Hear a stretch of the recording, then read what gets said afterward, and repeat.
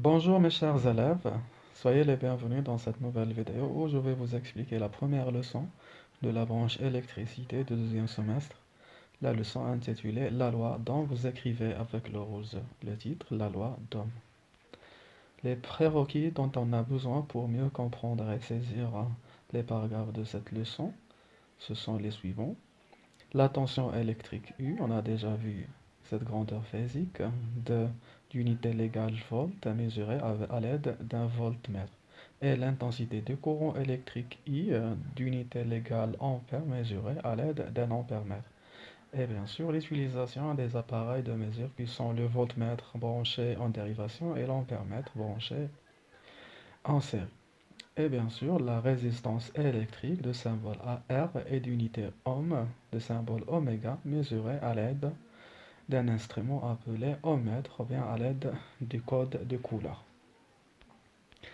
Bon, les objectifs à réaliser: connaître la caractéristique d'un conducteur ohmique et déterminer la valeur de la résistance électrique à partir de la caractéristique du conducteur ohmique et bien sûr, l'objectif ultime, connaître et appliquer la loi d'Ohm. La situation problème proposé: le circuit électrique d'un appareil électrique comme la télévision bien fait à repasser contient différents conducteurs ohmiques comme celui-ci à droite. Donc la question qui se pose: quelle est la relation entre la tension électrique U entre les bornes d'un conducteur ohmique d'une résistance R et l'intensité des courants I traversant ce conducteur? Avant de commencer la leçon, on va faire un petit rappel de cours concernant la résistance électrique. Donc, un conducteur ohmique comme définition est une composante, regardez, électronique, sous forme d'un dipôle non polarisé, c'est-à-dire ces deux pôles sont identiques, semblables, caractérisés par une grandeur physique appelée une résistance contre le courant électrique, de symbole R et d'unité oméga ohm. Voilà le symbole du conducteur ohmique, voir le schéma. Regardez, à gauche, nous avons un circuit électrique se compose d'un générateur du courant continu, une lampe et un ampèremètre pour mesurer l'intensité traversant dans le circuit et indique I égale 90 milliampères. Et puis on branche, ou bien on ajoute un conducteur ohmique de résistance R sous forme d'un rectangle, regardez. Et après le branchement de ce conducteur, on voit que l'intensité diminue, devient 40 milliampères. Donc on écrit, lorsqu'on ajoute le conducteur ohmique ou bien la résistance, donc on l'appelle conducteur ohmique ou bien tout simplement une résistance, au circuit électrique, la lampe brille moins et l'intensité de courant diminue. Voilà, remarque, on peut exprimer la valeur d'une résistance soit en kilo-ohm, puisque 1 kilo-ohm égale 100 puissance 3, 3 en haut à droite, égale 1000 ohms, et méga-ohm, 1 méga-ohm égale million oméga.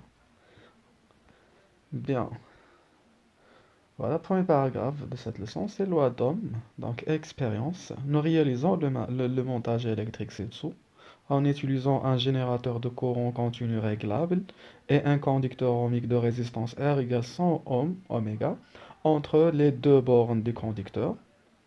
Nous appliquons les tensions indiquées dans le tableau ci-dessous et dans chaque cas, nous mesurons l'intensité des courants traversant le circuit. Vous prenez le schéma, il est très important de comprendre le schéma. Nous avons ici un générateur de courant continu, c'est-à-dire il a deux pôles différents, positifs et négatifs, d'accord? Et le courant traverse le circuit du pôle positif au pôle négatif. On a utilisé ici l'ampèremètre pour mesurer l'intensité et le voltmètre entre les bornes du conducteur pour mesurer la tension appliquée entre les bornes du conducteur et le conducteur de résistance R égale 100 ohms. Et rappelez-vous cette valeur, mes chers. Voilà, on obtient le tableau ou bien le résultat suivant, comme l'indique le tableau. Et vous constatez que lorsqu'on fait augmenter la tension U, l'intensité du courant I augmente aussi, tandis que le rapport U sur I reste constant, égal à 100. Voilà, après on transforme ce tableau en courbe. Regardez, interprétation des résultats. en se basant sur les résultats obtenus dans le tableau et on trace la courbe de variation de la tension U aux bornes de conducteur ohmique en fonction de l'intensité des courants qui le traversent. Regardez la courbe au-dessous représente la variation de la tension, d'accord, en fonction de l'intensité, un repère. Dans les deux axes, l'axe vertical représente la tension et l'axe horizontal représente l'intensité. Et puis on décide les points représentés dans le tableau et on obtient la courbe qui se forme d'une droite linéaire qui passe par l'origine appelée la caractéristique du conducteur ohmique. Donc ce que vous voyez sur le schéma, c'est une caractéristique du conducteur ohmique. D'accord? Donc la caractéristique d'un conducteur ohmique est toujours une droite qui passe par l'origine de repère. D'après la courbe, la tension aux bornes du conducteur ohmique est proportionnelle à l'intensité des courants. C'est-à-dire, on peut calculer le coefficient de proportionnalité correspond à la valeur de la résistance R et on écrit R égale à U sur I.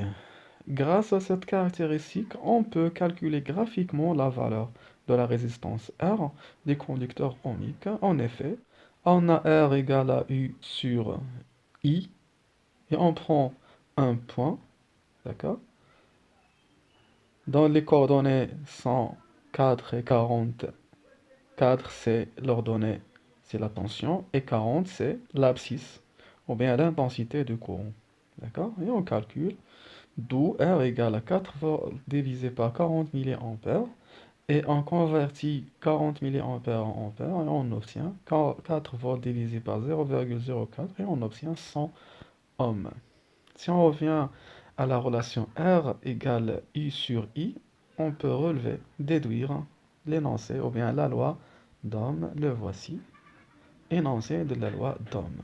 La tension U au borne d'un conducteur ohmique est égale au produit de sa résistance R et de l'intensité des courants I qui le traversent. Donc la loi d'Ohm s'écrit U égale à R fois I, avec, ou bien puisque U c'est la tension électrique exprimée en volts V, et I c'est l'intensité du courant électrique exprimé en ampères A, et R c'est la résistance électrique exprimée en ohm oméga.